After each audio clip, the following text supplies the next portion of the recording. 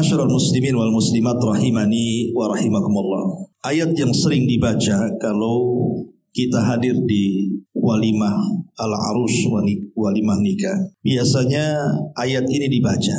Ayat apa itu? Surah 21 atau surah Ar-Rum ayat 21. Karena ini adalah asas orang berumah tangga. Allah Subhanahu wa taala berfirman, "Wa min ayatihi an khalaqa lakum min anfusikum azwaja litaskunu ilaiha wa ja'ala bainakum mawaddatan wa rahmah inna fi dzalika laayatin liqaumin yatafakkarun."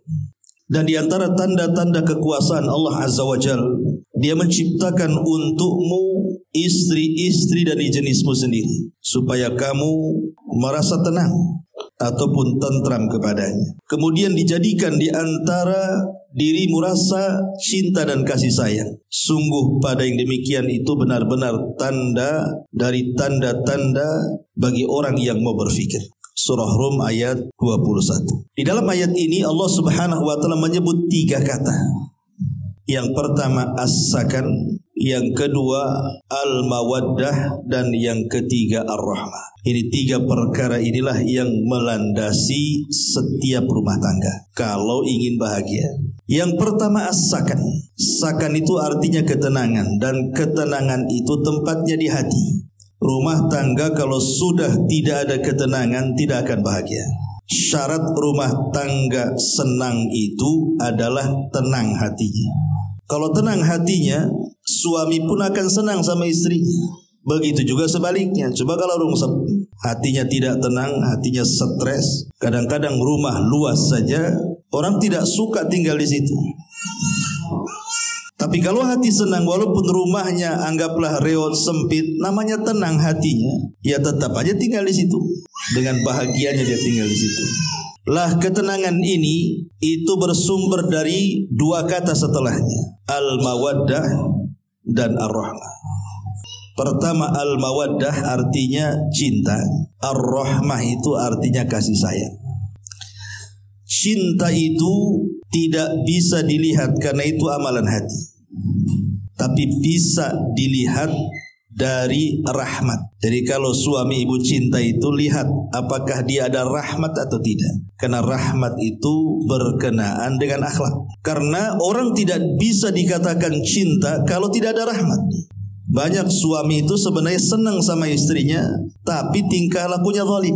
Kan ada tuh. Suami senang sama istrinya itu, cinta, tapi kelakuannya suka menzalimi. Entah dengan kata-katanya, kelakuannya dan begitu seterusnya. Tapi dia cinta. Lah dalam bahasa Quran, walaupun dia cinta, itu bukan cinta. Karena tidak ada rahmat di sini. Karena rahmat itulah yang menunjukkan tanda cinta. Cinta itu dalam hati, Bu. Kalau ibu ngomong sama suami, kamu itu cinta enggak sih sama saya? Suami tinggal ngomong cinta lah kan itu. Belum tentu itu kan ngomong aja cinta. Karena cinta itu dalam hati. Tidak bisa diucapkan dengan lisan. Hanya bisa dilihat dari perbuatan. Apa perbuatannya? Rahmat tadi. Perbuatannya, akhlaknya itu sayangnya suami kepada istri itu. Ada juga yang mengatakan bahwa cinta ini karena melihat sudut pandang yang lain, sebagaimana rahmat juga melihat sudut pandang yang lainnya. Dan kalau seandainya salah satu dari keduanya hilang, maka minimalnya rahmat jangan sampai hilang. Cinta bisa hilang dengan lamanya waktu berumah tangga, itu bisa hilang tuh. Entah karena banyak masalah, entah karena mungkin dulunya ibu cantik sekarang kurang cantiknya gitu ya. Dulunya lembut sekarang hilang lembutnya, dulunya muda sekarang sudah tinggal rentanya gitu ya. Itu lama-lama bisa hilang tuh cinta tuh. Tapi kasih sayang tidak boleh hilang.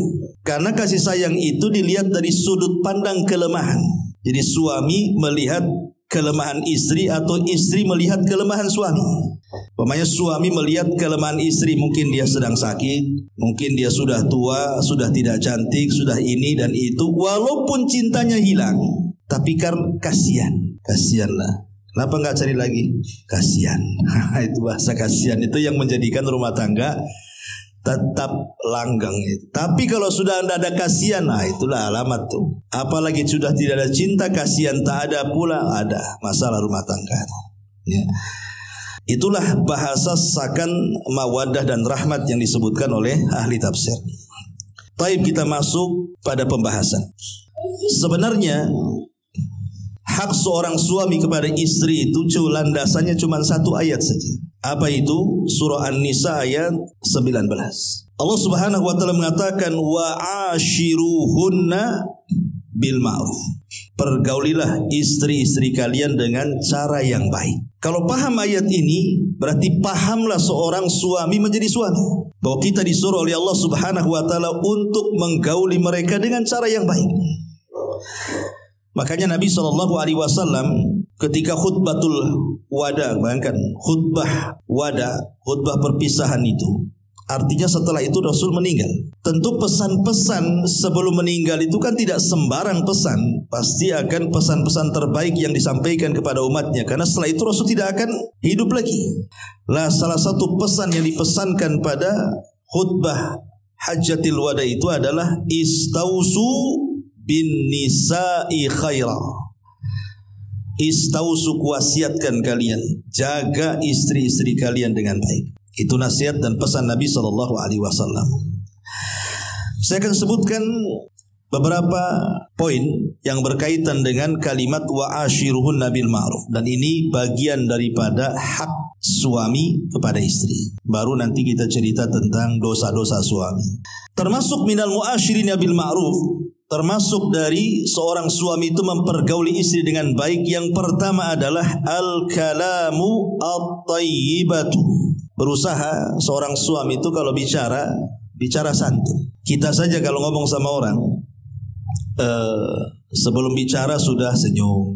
Kemudian ketika bicara ditata pula rapi bicaranya. Kemudian memperhatikan perasaan orang, apakah kalau saya bicara tersinggung atau tidak. Kemudian juga betul-betul bahasanya itu halus, lembut, tidak melengking gitu ya, tidak melotot dan lain sebagainya. Itu orang yang diajak bicara senang tuh. Itu kepada orang lain kan itu. Apalagi kepada istri, ya tentu lebih senang lagi lah istri diperlakukan seperti itu. Karena hari-hari mereka sudah stres gitu ya, udah capek masak, capek ngepel, capek ngurus anak, udah capek. Kita buat capek pula dengan kata-kata kita. Kan itu namanya kuadrat capeknya Bu ya. Capek badan, capek pikiran. Bahasa ibu-ibu kalau badan bisa tidur selesai Ustaz. Tapi kalau pikiran capek, ditidurkan pun tak tidur-tidur katanya. Kan itu ya. Dan itu yang pertama. Dan ucapan yang baik ini kan sedekah. Kata Nabi SAW, al-kalimatu thayyibatu shadaqatun. Kalimat yang baik ini adalah sedekah.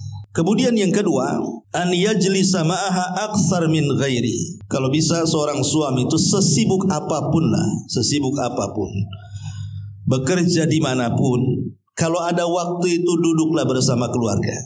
Duduk sama istrinya, berkecengkrama, ngobrol, ngalul ngidul. Dengerin aja lah istri itu cerita. Kadang istri itu kan kadang kalau cerita bisa diulang-ulang 1000 kali tuh. Kadang itu lagi, gak apa-apa, dengerin aja. Ya, gak usah bosan-bosan. Karena memang itulah memori dia di situ. Nah, kebanyakan termasuk aib bagi seorang suami itu, dia bisa berjam-jam loh ngobrol dengan kawan bisnisnya, dengan koleganya, dengan kawan baiknya, ke warung sana, ke warung sini, ngopi sana, ngopi sini, ngobrol sana, ngobrol sini. Bisa dia lama di situ. Satu hari dia bisa dia. Tapi ya duduk sama istrinya tidak bisa pula dia. Nah, ini kan aib seperti ini. Ya. Makanya kalau bisa diluangkan waktu, entah seminggu sekali itu ngobrol di mana, duduk di mana, ngajak makan kemana, kan enak tuh kan. Nah ini juga termasuk minal mu'ashirina bil ma'ruf. Kemudian yang ketiga, an yatazayyana laha.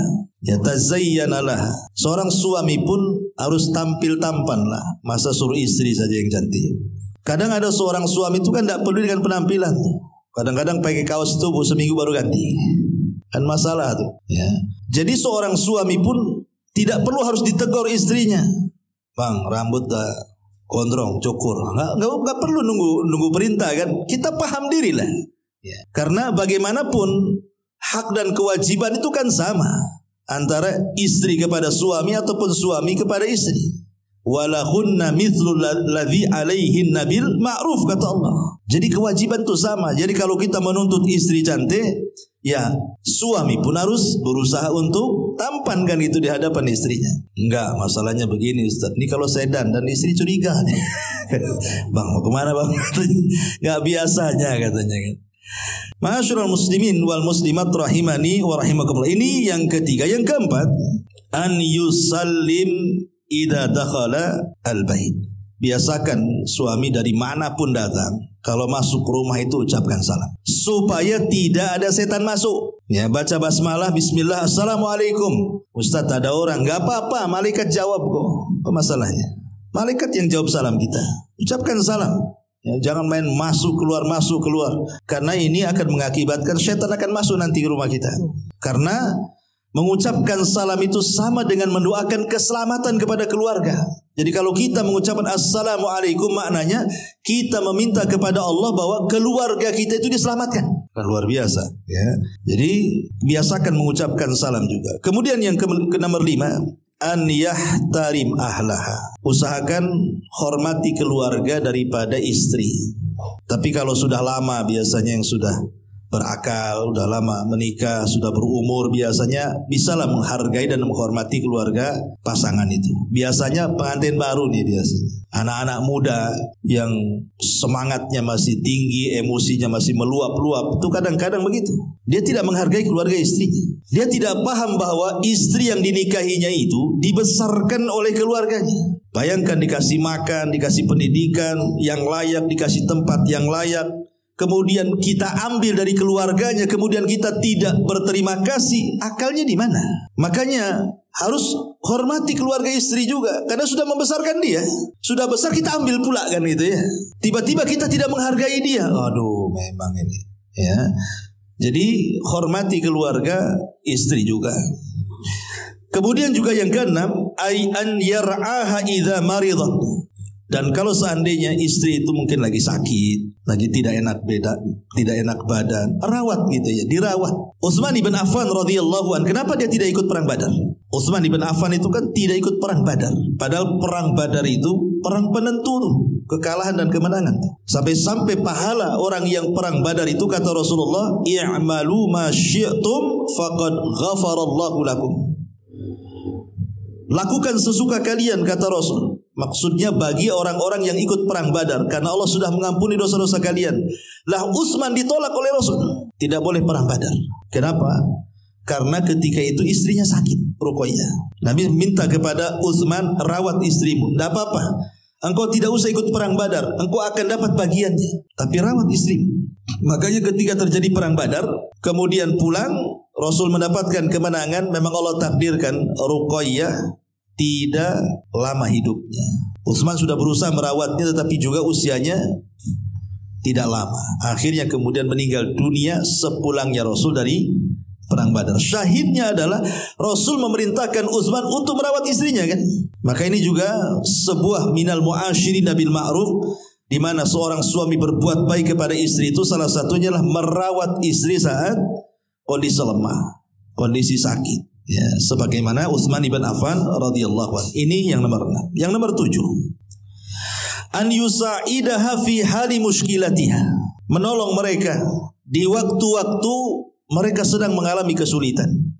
Terkadang ada waktu-waktu istri kan lagi sulit Pak ya, sebabnya lagi hamil, ya kan? Itu kan sulit tuh. Jalan susah, tidur susah kan itu. Masih juga dibebani, kau nyapu, kau ngepel, kau masak, nanti keguguran baru tahu. Ya. Ataupun ketika sedang melahirkan, ini istrinya sedang meregang nyawa, suaminya tah kemana-mana. Kan itu. Minimalnya ada di sampingnya, ngasih semangat, ya kan, ngasih motivasi dan begitu seterusnya. Karena itu memang butuh motivasi orang-orang yang seperti itu. Ya. Ataupun ketika mungkin sudah lahir anaknya masih kecil, itu kan banyak yang diurus tuh. Nah, ini juga harus dipahami oleh para suami. Kemudian juga yang nomor 8, an yasbir 'alaiha 'ala qusulil fitri. Nah, ini penting. Suami itu harus sabar kepada istri karena ada kekurangan fitrah yang ada pada istri dan itu tidak ada pada suami. Ingat, wanita itu ada kekurangan. Kekurangannya dua. Satu agamanya, satu lagi akalnya. Jadi dua perkara ini ada pada setiap wanita. Kurang agama dan kurang akal. Secerdas apapun wanita, pasti kurang dua ini. Pertama di agamanya. Makanya kenapa kemudian istri itu dijadikan istri itu untuk menyempurnakan kepemimpinan suami, tapi suami menyempurnakan istri itu untuk menyempurnakan perasaan istri yang kurang tadi. Pertama agama. Karena ada waktu-waktu tertentu wanita itu datang bulan, datang haid. Kurang agamanya, dia tidak sholat, ya. Dia tidak puasa. Banyak perkara-perkara terhalang gara-gara haid. Itu namanya kurang agama. Yang kedua kurang akal, karena lebih mengikuti perasaan, maka tampillah suami untuk menyempurnakan perasaannya itu. Lah salah satunya adalah hadis Nabi SAW yang mengatakan ketika diperlihatkan neraka, apa kata Nabi SAW? Ra'aitun nar fa idza aktsaru ahlihan nisa. Diperlihatkan kepadaku api neraka, rupanya penduduknya kebanyakan perempuan. Jadi penduduk neraka itu kebanyakan mama. Jadi Nabi SAW ditanya oleh para sahabat, lah kok banyak mama di neraka ini, kenapa? Apa mereka tidak sholat? Sholat. Mereka tidak puasa? Puasa. Mereka tidak sedekah? Ahli sedekah malah. Mereka tidak sholat malam? Sebagian mereka ahli sholat malam. Lah kenapa kemudian mereka bisa masuk neraka? Maka Nabi SAW menjawab, fa innahunna yakfurnal ashir. Dosanya satu, karena banyak istri itu yang kufur kepada suami. Apa bentuk kufurnya? Apabila seorang suami itu sudah berbuat baik walaupun sepanjang hayatnya, dia berbuat baik sama istrinya, tidak pernah berbuat jahat. Tiba-tiba satulah suami itu melakukan kejahatan, maka yang dipikir yang satu kejahatannya, yang seumur hidup kebaikan itu lupa itu di kepalanya. Dan dia katakan, engkau belum pernah berbuat baik sedikit pun. Itulah istri ya, Bu ya. Coba bayangkan, suami sudah kerja capek, udah kasih rumah, kasih nafkah, kasih sayang, sekali berbuat salah, apa kata istri? Memang gak ada perhatian abang ini. Lah anak 10 gak diperhatiin. Di sekolah kena tinggi-tinggi dia bilang gak ada perhatian. Itulah kekurangannya lah. Karena suami tahu ini kekurangan istri, harus sabar. Harus sabar. Kalau tidak sabar jadi bukan hanya perang Ukraina Rusia saja, bisa masuk ke rumah tuh ya. Jadi harus melihat, oh istri itu punya sisi-sisi kurang, fitrahnya itu kurang di situ. Jadi kalau dia ngomong begitu ya biarkan saja. Memang itu sisi kekurangannya di situ. Nggak usah ditanggapi kalau istri, abang ini gak ada perhatian, kurang sayang, kurang ini, biarin saja. Masuk telinga kanan, kalau bisa jangan masuk keluar dari telinga kiri, pentalkan lagi. Pentalkan aja. Nah itu memang kekurangan dia di situ. Ya, makanya harus sabar di sini ya. Makanya ini yang ke-8, an yasbir 'alaiha, sabar menghadapi istri karena ada kusurul fitri, ada kekurangan fitrah wanita itu. Ya, ini juga yang ke-8. Kemudian yang ke-9, an yaj'alaha tash'uru bil aman. Ini juga tidak kalah pentingnya. Hendaklah seorang suami itu harus menjadi orang yang bisa memberikan keamanan kepada pasangannya. Jadi suami itu harus memberikan keamanan kepada pasangannya. Karena banyak orang yang berumah tangga itu istri dalam tekanan, istri itu dalam ketakutan. Karena sedikit-sedikit suami mengancam dia, kuceraikan kamu, aku kawin lagi, awas kamu, keluar kamu, macam-macam kan. Kalau ada masalah sedikit itu aja yang keluar tuh, kupukul kamu, macam-macam. Itu bukan seorang suami. Suami itu harus memberikan keamanan ya. Bagaimana istri itu merasa aman di rumahnya dengan adanya kita. Karena siapa lagi yang diharapkan istri dalam rumah itu? Dia hanya bersandar kepada kita. Dia merasa hilang takutnya itu karena ada kita. Lalu kita pula nakut-nakuti dia. Gimana pula ini?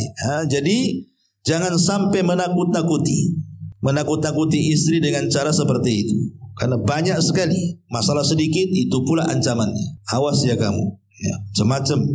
Ini juga yang nomor ke-9. Yang nomor 10, an yamna'a min ma'siyatillah wa yusibi taqwa. Tetap seorang suami ini kewajiban penting juga. Cegah istri itu jangan sampai maksiat. Ini enggak, suami malah ikut-ikut maksiat pula sama istri. Istri baru pulang dari tetangga, kemudian cerita ghibah di tetangga. Suami pula ngompori, itu si Anu ikut nggak tuh katanya. Ngomong apa dia? Kok makin asik rasanya? Ceritakanlah kan itu. Ini kan kurang ajar namanya. Harusnya dilarang, nggak boleh. Kalau kau ke situ masih juga ghibah, nggak usah ke situ. Harusnya begitu tegas suami itu. Kemudian juga berwasiat dengan takwa. Berwasiat dengan takwa artinya perbaiki istri itu karena dia adalah wasilah menuju surga. Siapa lagi coba yang bisa dekat dengan kita kecuali istri kita? Tidak ada orang lain. Kalau kita sakit pun orang teman lah, sebaik-baik teman sama kita tuh. Kalau kita sakit, berapalah dia berziarah sama kita, mengunjungi kita itu, nemeni kita. Nggak ada. Yang nemeni paling istri juga. Nggak ada lagi. Ya. Kemudian juga yang nomor 11, an yuhsina dzan ilaiha. Berusaha untuk berhusnudzan. Tidak boleh buruk sangka kepada istri. Karena ada seorang suami itu mungkin saking cemburunya kepada istri, itu kadang-kadang macam-macam tuh. Ya, kadang-kadang ya kayak malaikat raqib atid juga tuh. Jadi perhatikan istrinya kemana pergi, sama siapa, ngapain. Ya kita tidak meragukan ada istri yang kurang ajar, ada banyak kan itu. Gak di sini, di sana kan itu. Jadi ada istri-istri yang memang sengaja mereka selingkuh itu karena juga gaya hidup. Mungkin dia karena bekerja di luar, kemudian nengok laki-laki lain kok lebih hebat dibandingkan suaminya, akhirnya mulai dari ketertarikan, dan itu khianat, tidak boleh. Kita tidak syak lagi ada wanita-wanita seperti itu. Tetapi hukum asal seorang suami pun harus berhusnudzon kepada istrinya. Pemanya istrinya mau keluar, bang, saya izin mau ke tetangga, ya nggak masalah, silahkan kan itu. Kita berhusnudzon saja, jangan kemudian suudzon. Kemudian juga yang nomor 12, an yahfad haibatah amaman nas. Seorang suami juga harus paham istri itu punya wibawa, jaga wibawanya.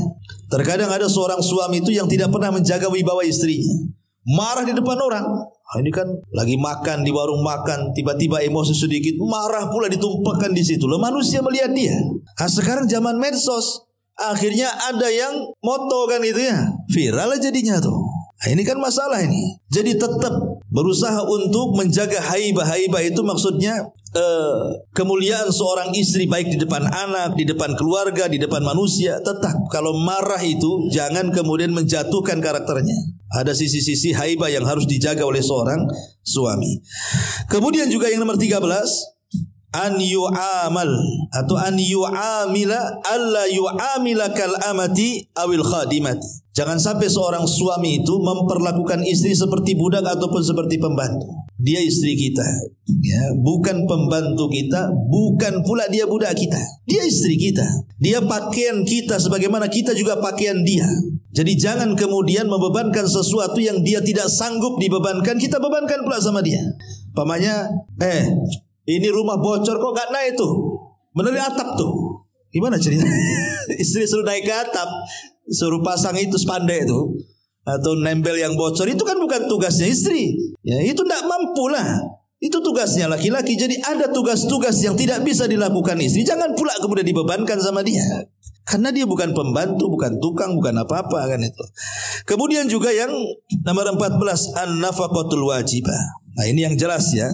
Tetap memberikan nafkah, dan nafkah itu ada 4 perkara. Pertama makan, kemudian makan minum, ya, kemudian juga tempat tinggal, kemudian pakaian dan obat-obatan. Ini namanya nafkah wajib, ya. Ngasih makan, ngasih minum wajib, ngasih pakaian wajib, ngasih tempat tinggal wajib, dan ngasih obat-obatan kalau dia sakit, bawa ke dokter, belikan apotek, itu semua wajib. Ini nafkah wajib. Tidak boleh bagi seorang suami untuk tidak melakukannya. Dan sekarang terbalik dunia ini. Suaminya di rumah, istrinya suruh keluar negeri, ya kan, suruh jadi pembantu lah, jadi ini apa ini? Gak punya malu suami yang seperti ini. Karena bukan tugas dia mencari nafkah, tugas kita selaku laki-laki yang mencari nafkah. Aib seorang suami itu, dia tinggal di rumah, istrinya bekerja. Nggak ada rujulahnya kata orang Arab itu. Kelaki-laki aja lo nggak ada. Bagusnya kalau suami di rumah, istri yang kerja, bu, kasih daster bu, ya. Kasih daster, kasih jilbab, pakai bang. Kok ini bukan laki-laki gitu ya. Kok ini perempuan ya. Ini juga yang nomor 14. Yang nomor 15, an yusakkinaha bil baitillahi. Hendaklah seorang suami pun harus memberikan tempat yang layak, ya. Tidak harus rumah sendiri gitu ya. Ya minimal sewalah, tapi yang layak gitu. Jangan asal-asalan. Jangan kemudian kita sewa kebun beli tenda di situ. Itu mau kemah namanya. Yang layak kasih tempat tinggal itu. Yang layak, bukan yang tidak layak. Ini juga termasuk muasyarah bil ma'ruf. Kemudian yang nomor berapa ini? Nomor 16. An yudhahikaha. Hendaklah juga seorang suami itu harus pandai mencandai, tertawa. Loh, kita bisa tertawa di depan kawan-kawan. Kadang-kadang terbahak-bahak, kadang 1 kilo kedengaran ketawa kita ini. Tapi kalau pulang ke rumah, diam. Tidak ada bicara, tidak ada senyum, tidak bisa buat tertawa keluarga. Ini aneh orang kayak gini. Ini namanya memutarbalikan ini, ya, memutarbalikan hak dan kewajiban. Kemudian juga yang nomor 17, an yasma'a ra'yaha wa illam ya'khudha. Berusaha untuk mendengar pendapatnya walaupun tidak suka dengan pendapatnya. Pemanya rapat sama istri, gimana? Dengerin aja lah. Ya. Walaupun kita nggak ngambil pendapatnya, tapi hargai pendapatnya. Kan kebanyakan suami ini kalau ngajak rapat sama istri, ya, nanti sudah kesepakatan tuh, nanti suami yang melanggar kan itu Bu ya. Gimana abang ini? Kita udah sepakat kok untuk tidak sepakat pula katanya. Kan itu ya. Jadi tetap kita dengar pendapatnya walaupun tidak mengambil pendapatnya, karena menghargai pendapat istri itu adalah salah satu dari min mu'asyirati bil ma'ruf. Kemudian juga yang nomor 19, an yura'i mas'alatad din. Hendaklah memperhatikan masalah agama. Jadi seorang suami tidak bisa diam saja, tetap nyuruh istrinya juga belajar. Tapi di Batam ini aneh, kalau saya lebih banyak ikuti kajian-kajian itu umahat aja yang ngaji. Bapak-bapaknya tak ada. Oh enggak Ustaz, karena ibu-ibu itu banyak nganggur, makanya bisalah pagi ngaji, siang ngaji, sore ngaji. Mungkin bapak-bapak itu malam, enggak juga, malam juga tak hadir orang tuh. Gitu kan itu. Jadi memang enggak bisa, harus balance juga lah. Suami belajar agama, nyuruh istri juga harus belajar agama. Karena agama ini yang membimbing keduanya. Agama yang membimbing keduanya.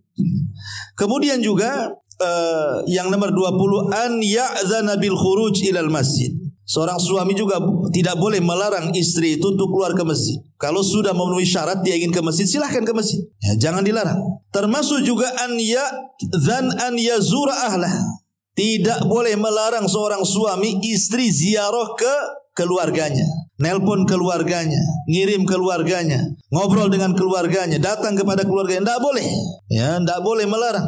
Itu bagian daripada silaturahim. Ya, tetapi juga harus tahu diri juga, bukan seterusnya kan itu sekali-kali kan itu. Kemudian juga yang nomor 21, 23. Hah? 20? Oh, saya kekurangan. 20 sekarang. An yasmura fi kulli usbuh. Yasmur itu artinya ya ngajak jalan lah bahasa kitanya ya. Ngajak jalan, ngobrol berdua, entah kemana, entah ke pantai, entah ke apalah bahasanya, mungkin seperti itu yang saya pahami ya. Nah, ini juga penting. Kadang-kadang kan ada bahasa-bahasa yang tidak bisa dibicarakan di rumah. Ini kalau kita sudah di rumah mungkin karena terlampau banyak masalah ataupun sibuk dengan pekerjaan rumah, kadang-kadang lupa mau dibicarakan. Atau kadang-kadang mau dibicarakan gak keluar, berat gitu ya. Tapi kalau keluar berdua, kemudian ke pantai, kemana, kadang-kadang unek-unek tuh keluar tuh kadang-kadang tuh. Ya, mungkin seperti itu. Kemudian juga yang seterusnya, nggak usah pakai angka. Alla yaghiba aktsar min 6 ashhur. Tidak boleh suami ini kalau pergi ninggalin istrinya lebih daripada 6 bulan. Pamannya bapak-bapak ini kerja di mana? Di perahu atau di manalah, di luar negeri. Itu tidak boleh lebih daripada 6 bulan. 6 bulan balik. Ya, kecuali kalau memang ada kesepakatan, istri tahu memang kontraknya 2 tahun mau diapakan dan istri redho kan gitu. Tapi kalau istri tidak redho, kemudian di atas 6 bulan dia minta cerai, itu hak dia. Istri tidak mau nih, saya nggak mau bang, pisah dengan abang, apalagi sampai di atas 6 bulan. Kalau abang di atas 6 bulan nggak pulang, saya cerai aja lah, nggak masalah. Ya, karena memang batas seorang istri ditinggal suami safar itu paling lama 6 bulan, nggak boleh lebih dari 6 bulan, kecuali ada kesepakatan. Ya, ini juga harus dipahami. Kemudian juga an yahjura alla yahjur idza tashajar. Jangan mudah kemudian meninggalkan istri begitu saja hanya gara-gara perselisihan. Kadang-kadang suami ini kalau ada masalah les hilang, handphonenya nonaktifkan, bahkan diblokir. Beberapa hari pula tak pulang dia. Nah, ini melampau ini. Kemudian juga alla yakhruj fi waqtil iddah. Kalau memang sedang terjadi perceraian dan itu baru talak pertama, berarti masih keluar masa iddahnya ya, masih dalam masa iddahnya. Kalau dia wanita yang sedang haid berarti 3 kali sucian, anggaplah 3 bulan ya. Tidak boleh kemudian seorang suami keluar ataupun mengeluarkan istri dari rumah, karena hakikatnya wanita yang masih di masa iddah itu masih istri kita, masih istri tergantung namanya. Apakah kita mau rujuk ataukah mau pisah? Tapi kan posisi dia masih istri, nggak boleh kita keluar ataupun mengeluarkan dia. Nah, ini juga salah satu adab yang dipahami. Termasuk juga kalaupun terjadi perceraian dan punya anak, tetap tanggung jawab suami itu walaupun sudah mantan, maka dia tidak terputus dengan kewajiban berikan nafkah kepada anaknya. Harus sampai dia besar. Itu kewajiban bapaknya, bukan kewajiban maknya.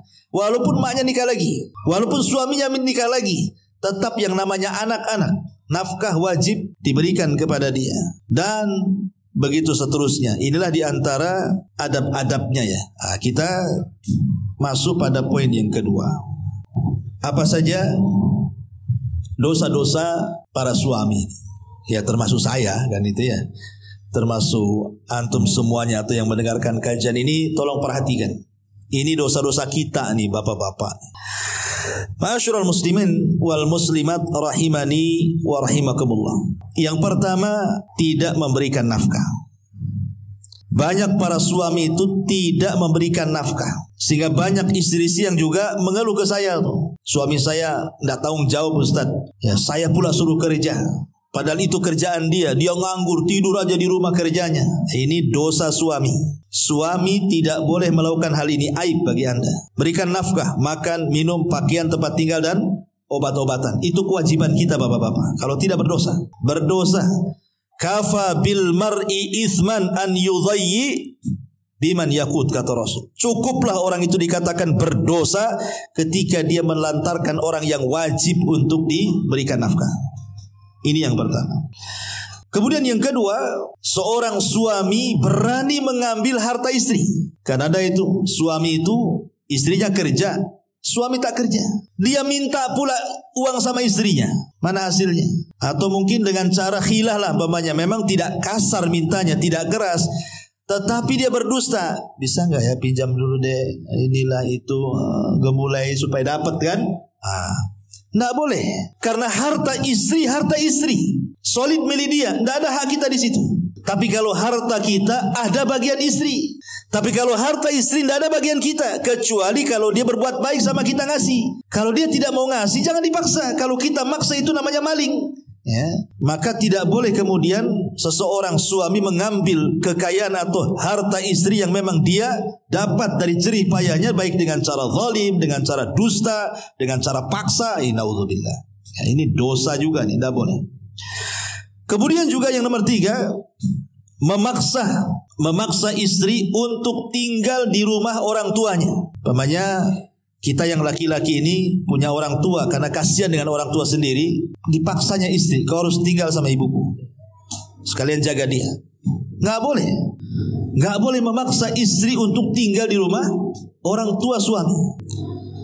Kecuali kalau seandainya kita minta dengan lembut, tolonglah deh, ini orang tua saya, kita kan udah lemah, sering sakit-sakitan, bisa nggak sementara waktu tinggal? Itu udah masalah, itu kan kebaikan, ya. Tapi kalau suami maksa, kau harus tinggal di situ.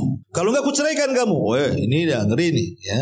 Ini bukan kewajiban, karena kewajiban kita selaku suami itu bukan hanya kepada orang tua, tapi juga ada kewajiban kepada istri memberikan tempat tinggal, memberikan kekuasaan di situ, kamarnya sendiri, dapurnya sendiri, ruang makannya sendiri, dan tidak ada orang yang berusaha untuk menyaingi di situ. Sebab kalau tinggal dengan orang tua itu banyak masalah biasanya. Maka ini sebuah kesalahan suami memaksa istrinya tinggal di rumah orang tuanya. Ingat, istri itu kalaupun bantu orang tua itu karena dia berbuat baik kepada kita suami. Bukan kewajiban dia. Karena dia ingin berbuat baik kepada kita, makanya dia baik pada orang tua kita. Jadi itu hanya tabarruk saja, sifatnya berbuat baik saja. Ma'asyiral muslimin yang dimuliakan Allah azza. Atau lebih parah daripada itu, dipaksanya bantu saudaranya. Ini lebih parah lagi, yang sama orang tuanya saja. Enggak, ini sama saudaranya. Dipaksa supaya umpamanya mencucikan pakaian saudaranya, merawat rumah saudaranya, enggak ada kewajiban. Ya, enggak boleh seorang suami kemudian meminta kepada istri untuk membantu keluarganya, enggak ada kewajiban sama sekali. Kalaupun memang mau bantu ya hanya berbuat baik saja. Ya. Kemudian juga kesalahan berikutnya adalah mudah menceraikan istri tanpa sebab. Entah karena sudah ada perempuan lain, atau entah karena masalah apa gitu kan, udah nggak suka dengan istri langsung main cerai-cerai gitu. Maka tidak boleh seseorang itu kemudian seorang suami asal menceraikan istri tanpa sebab atau menakut-nakuti untuk diceraikan tanpa sebab. Kalau ada sebab nggak apa-apa. Seperti Rasul itu kan menakut-nakuti menceraikan istri karena sebab. Contoh umpamanya, Nabi ini kan sudah berusaha nih ngasih nafkah sama istri-istrinya. Tapi ada sebagian istri yang kurang terima, akhirnya demo sama Nabi, minta tambahan belanja. Nabi sudah berusaha kan begitu. Bayangkan istri Nabi aja minta tambahan belanja loh Pak. Ya, saya kira ibu-ibu lebih parah lagi. Kan itu ya. Ya. Iyalah tahu, jelas gitu. Tengok penampilannya. Intinya bahwa kalau ada sebab ya tidak apa-apa. Rasul marah kan akhirnya turun ayat kan. Kalau mereka in kuntunna turidnal hayatad dunya, menginginkan kehidupan dunia, kasih. Habis itu ceraikan dengan cara yang baik. Tapi kalau mereka memilih Allah dan Rasulnya, maka tetaplah bersama mereka. Di sini Nabi SAW menakut-nakuti kan istrinya untuk diceraikan gitu. Tapi kan ada sebab. Tapi kalau tidak ada sebab tidak boleh. Ya.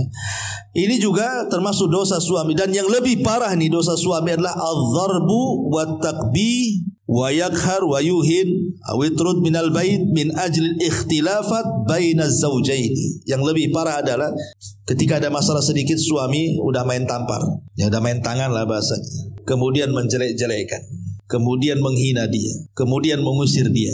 Ini sudah kelewat. Ini tidak punya rahmat. Ya, kalau suami suka mukul itu tidak ada rahmat. Karena Nabi SAW tidak pernah memukul istrinya, memukul pembantunya. Pembantunya pun tidak dipukul, apalagi istrinya. Bahkan Nabi SAW terang-terangan loh di hadapan para sahabat mengemukakan kecintaan kepada istrinya. Ketika Nabi ditanya oleh Amr bin As, Rasul, di hadapan para sahabat tuh, Rasul, siapa yang paling anda cintai? Gitu. Nabi SAW langsung bicara di hadapan para sahabatnya, Aisyah. Langsung lantang gitu. Aisyah, itulah wanita yang saya paling cintai. Depan para sahabat, bayangkan kan. Nah, coba Bu, pernah bapak-bapak ngomong itu di hadapan waktu makan di warung SSSD kan? Istri saya yang paling saya cintai. Ada nggak yang ngomong itu tuh? Nabi lo ngomong begitu di depan orang. Aisyah yang paling saya cintai. Pokoknya bapak-bapak istrinya namanya Jamilah. Jamilah yang paling saya cintai kan itu. Orang mandang semua. Mantap suami ini katanya. Nanti pulang suaminya tuh bang kayak dia tuh. Gitu nanti kan. Jadi contoh nanti. Ya. Oh enggak itu lagi buat konten Ustadz. Itu lain lagi cerita. Jadi intinya bahwa di sini bagaimana Nabi SAW berusaha untuk menghargai, tidak memukul, tidak menjelek-jelekan, tidak memaksa, tidak menghina, tidak mengusir dan begitu seterusnya. Termasuk dosa suami adalah ya tadi memutus hubungan silaturahim. Diharamkan kau jangan ngomong sama keluargamu. Kalau kau ngomong tak kasih lagi, hentikan semua nafkahku. Umpamanya dia nekan seperti itu supaya tidak berhubungan. Tidak boleh. Tidak boleh seorang suami melarang istrinya untuk ngomong dengan keluarganya, ziarah kepada keluarganya, membantu keluarganya. Karena itu namanya menjadikan sebab pemutus silaturahim. Dan Rasul mengatakan la yadkhulul jannah al-qati. Tidak akan masuk surga orang yang suka memutus silaturahim. Kecuali boleh suami melarang. Jadi bapak-bapak boleh melarang istri untuk menelpon keluarganya, untuk ziarah kepada keluarganya kalau keluarganya jahat, kalau keluarganya tidak bagus, kalau keluarganya akhlaknya buruk, nggak usah. Ya nanti masalah tuh. Karena ada gitu ya keluarga-keluarga yang tidak baik setelah istri menghubungi mereka terpengaruh, akhirnya dia jadi jahat jadinya. Kalau yang seperti ini karena ada hal kan itu ya, makanya kenapa saya larang kamu nelpon, karena keluargamu itu udah benar. Gitu. Tapi kalau maksud benar nggak benernya bukan menurut kita, tentu pandangan syariat kan itu. Kemudian juga di antara dosa suami adalah naudzubillah terkadang dalam hal berhubungan suami istri, ya kan? Dia minta di waktu haid, dia meminta di waktu nifas, dia meminta atau maaf ya dengan cara lewat dubur atau dengan cara yang menjijikan dan begitu seterusnya. maka ini tidak boleh. Ya, tidak boleh seorang suami memaksa seperti itu. Karena bagaimanapun dosa besar. Ya, termasuk juga tidak boleh menceritakan soal rumah tangga sebagaimana istri tidak menceritakan suami, begitu juga sebaliknya. Tidak boleh. Macam mana istrimu ya? Istriku kok kayak gini ya? Nggak boleh itu. Ya, kan banyak tuh, terutama orang-orang awam. Saya kalau kadang-kadang di tempat kerja tukang-tukang ini kadang-kadang saya dengar juga tuh. Aduh, istriku payah katanya. Istrimu gimana? Lah, sama istri curhat tuh. Rupanya bapak-bapak juga ada yang suka curhat tuh rupanya. Saya pikir mak-mak aja yang kayak gitu tuh. Rupanya ada juga, ndak boleh menceritakan istri kepada orang lain. Cukuplah kita suami yang tahu kondisi mereka. Kemudian juga hajarul az-zawjati fil firasi bal ayyam la hiya mutallaqah wala mutazawijah. Kadang-kadang kalau ada masalah nih, seorang suami ini membiarkan istrinya tidak dicerai, ya tidak juga dipergaul dengan baik kan. Ada suami yang kayak gitu tuh, dibiarkan istrinya sampai istrinya terkatung-katung kan gitu. Kalau memang statusnya dia janda, berarti kan dicerai itu. Tapi tidak juga, suami tak menceraikan dia. Kalau dia statusnya memang istri, ya tidak juga, karena tidak memberikan nafkah yang layak bagi dia. Nah, ini ada suami-suami itu yang sengaja menggantungkan istri seperti itu. Ini dosa, tidak boleh. Tegas, kalau mau diceraikan, ceraikan. Kalau mau lanjut, ya perbaiki dengan baik gitu ya. Maka ini juga yang harus dipahami. Dan salah satu juga dosa suami adalah tidak pernah mengajarkan agama, atau tidak mengarahkan kepada agama, atau tidak mengarahkan kepada akhlak al-karimah. Dibiarkanlah istri itu buka aurat, kesana kemari nggak pakai jilbab, ya tenang-tenang saja, itu dayus namanya. Ya, Nabi SAW melaknat tuh laki-laki yang disebut dengan dayus. Kenapa? Karena mereka tidak punya kecemburuan ketika istrinya bermaksiat, anaknya bermaksiat, dibiarkan saja. Dayus, tidak boleh, dilaknat oleh Nabi SAW. Ma'asyiral muslimin wal muslimat rahimani wa rahimakumullah.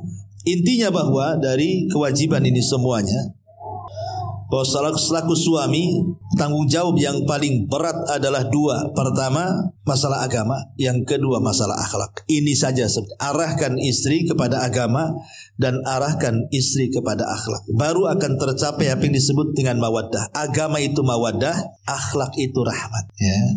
Jadi kalau seandainya dapat dua-duanya, insya Allah kita akan bisa mendidik istri kita. Kalau tidak, maka tidak. Betapa banyak suaminya bagus agamanya tapi tak bagus akhlaknya. Masalah juga. Ustadz, suami saya udah ngaji loh, bahkan ngaji depan ustadz pula. Nah, itu ada juga istri kayak gitu tuh. Emang kenapa? Tapi itulah kadang-kadang dia masih suka mukul, gak mau kerja, malas, dan itu yang seperti ini kan terjadi nih kan. Udah ngaji, paling depan ngajinya, tapi tidak punya akhlak, makanya rusak. Dari sini kata Nabi SAW, "Idza ja'akum man tardawna dinahu wa khuluquhu fazawijuhu." Kalau ada laki-laki datang melamar anak perempuan kita, kok bagus agamanya, bagus akhlaknya, cepat nikahkan dengan dia. Kalau tidak, rusak anak kita. Kalau tidak, rusak anak kita. Masalahnya di zaman sekarang ini, mungkin karena sudah salah ya ketika menimbang membuat definisi kebahagiaan itu. Kadang orang masih berpikir bahwa bahagia itu ada di harta, bahagia itu ada di pangkat, jabatan, dan begitu seterusnya. Bukan di agama. Terkadang ketika kita memilihkan jodoh anak kita itu, yang pertama kali ditanya itu bukan soal agama tuh, justru yang lainnya. Contoh umpamanya ada dua orang melamar anak kita. Satu pula dokter, gaji pula besar, rumah pula disuka jadi, mobil pula mewah kan itu, gaji 100 juta tiap bulan. Yang satu pula anak Jabal Uhud, hafal Quran, hafal hadis, tapi tinggal di Ruli, orang tuanya banyak utang. Umpamanya anaknya pula melamar kita. Kadang-kadang pikir, yang ini aja lah bang katanya. Yang mana yang ini? Yang itu tuh, yang mobilnya bagus tuh katanya. Mesti gitu otak kita kan. Karena dipikirnya bahwa itu yang membawa kebahagiaan. Betapa banyak anak-anak yang kemudian dinikahkan dengan orang kaya, dizalimi akhirnya. Nangis dia, karena tidak sekufu gitu ya. Tapi betapa banyak orang-orang yang dinikahkan dengan yang sesama agamanya. Maksudnya kekuatan agamanya sama, kecerdasan agamanya sama. Alhamdulillah dapat bahagia. Dan ini juga mempengaruhi keturunan masalahnya. Oke lah umpamanya saya lihat anak kita bahagia karena suaminya kerjanya bagus, orang kaya. Belum tentu turunannya bagus. Apakah kita hanya mengharapkan anak kita saja? Tidak, kita kan juga mengharapkan keturunan. Cucu kita, cicit kita, cucu cicitnya sampai ke bawah. Ya, karena itulah yang mempengaruhi doa-doa mereka yang sampai kepada kita nanti kalau kita sudah jadi kakek, jadi buyut tuh kita butuh dengan mereka. Wallahu alam, saya kira tidak panjang-panjang ya.